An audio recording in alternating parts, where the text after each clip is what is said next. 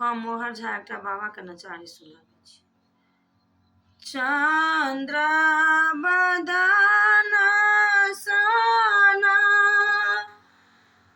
गौरी हमारा छथि,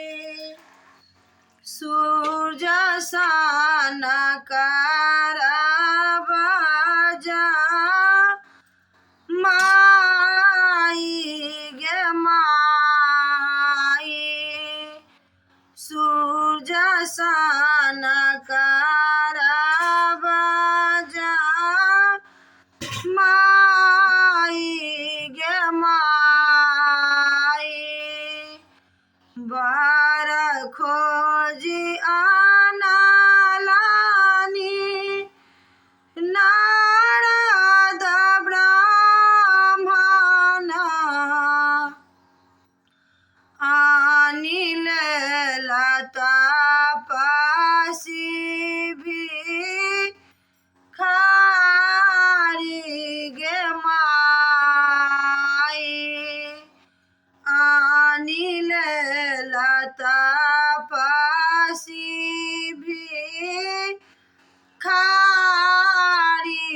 गे माई, कान लगली खीजा लगली माए मनाएना,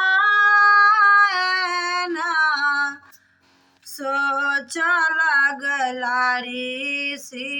सना बाप गे माई, सोच लगला ऋषि सना बाप गे माई, आही बारला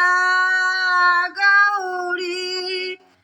माघन हेलानी, आही बारला गौरी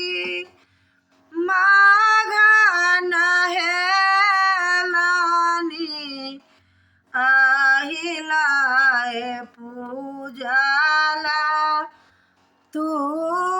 सारी गे माई, आहिलाए पूजला तू सारी गे माई, आही बारला गौरी कठिन व्रत ठानला, बेल कपतियाची बाई गे माई, बेल कपतियाची बाई गे माई, जोनी कानु जोनी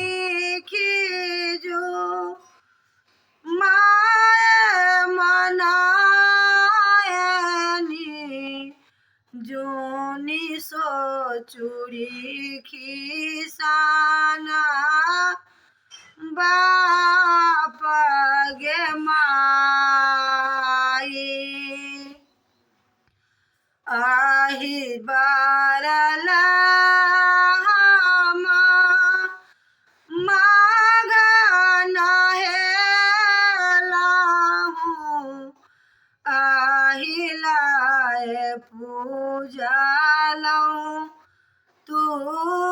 सारी गे माई, आही बारला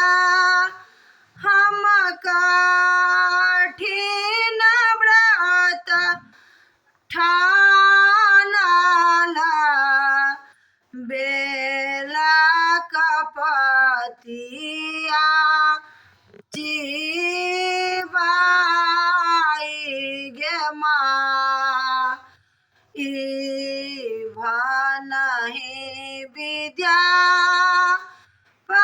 बाती सुनु है मना इन्हीं लिखला मेटाला नहीं जाई गे माई इहो थी का त्रिभुवननाथ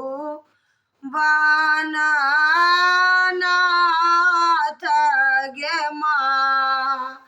इहो थी का त्रिभुवननाथ